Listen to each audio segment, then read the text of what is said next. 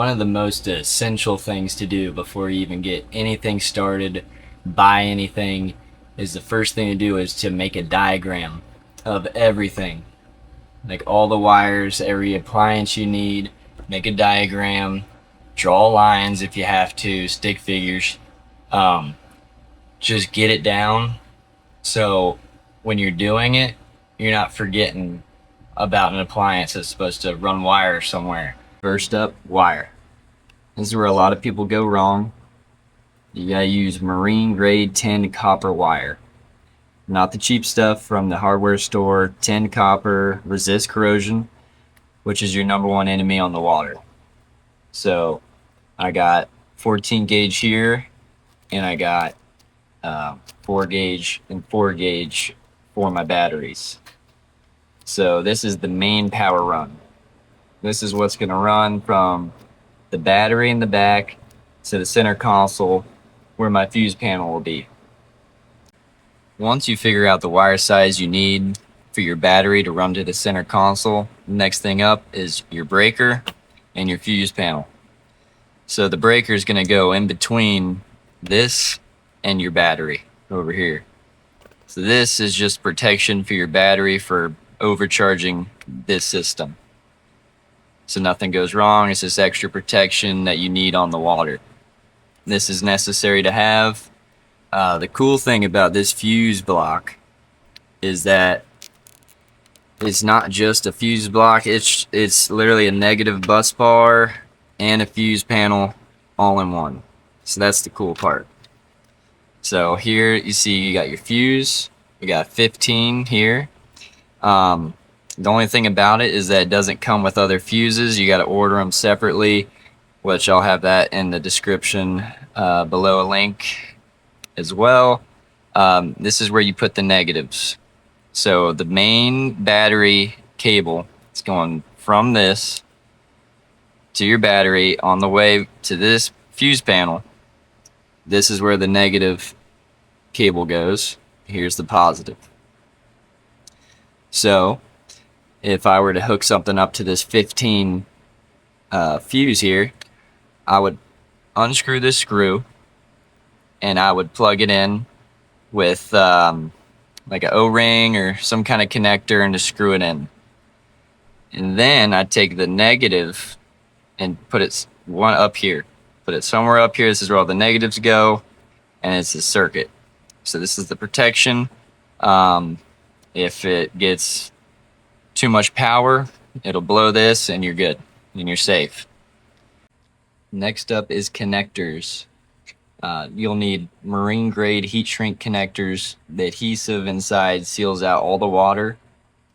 You'll also want ring terminals, butt connectors, and a heat shrink gun.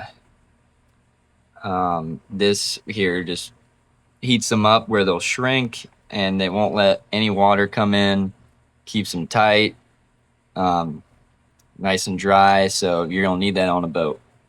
I like this kit because it comes with like a little bit of everything. It comes with all the ring ones. Here we go. That's what I'm looking for. See, this is perfect for the fuse block. See, you can just unscrew that, plug that right in, and just screw it in. Makes it easy connection. Not much there. You just gotta plug it in. You're done. Simple. So that's why I like this, because you can just have a little of assortment, a little bit of everything. See, if it comes with heat shrink connectors, just 2 wires together.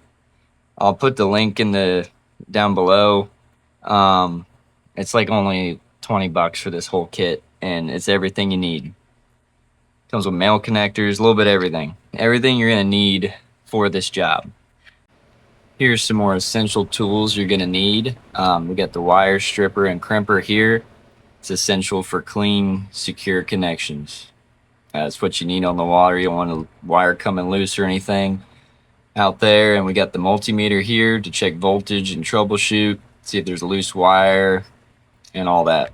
It makes troubleshooting a lot quicker. We got we'll say it's a label maker. It's just some white duct tape. Let's take a little bit off, put it on the wire, and just write down with a Sharpie what it is and what it goes to. Positive, negative. There's multiple different color wires that you use on here, so this just helps make time go a little faster. I'm actually going to demonstrate how this really changes your life. And if you're going to do a job like this, you need a crimper, wire stripper. That came off real nice. It's real easy, nice and clean. I'm just going to get one of these. Always got to make sure that the wires are nice and put together so it can slide right in there. All right. And this is just a demonstration, so typically I'd cut that wire down a little bit more before I put it in there. Boom. Then use your crimper and crimp on down on it.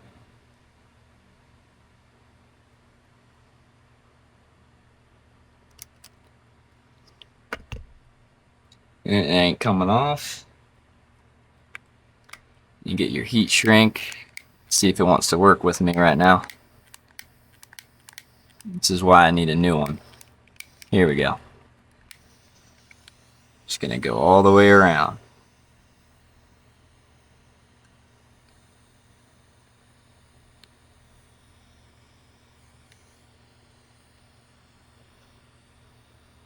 See how the heat shrink is just slowly going down, slowly melting all around it. You always want to make sure you get a flameless one so you don't burn any of the wire.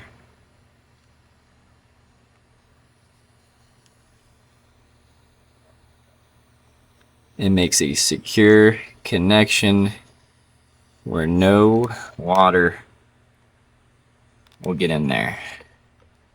And that's just a little demo. That wasn't my best, but that's the gist of it.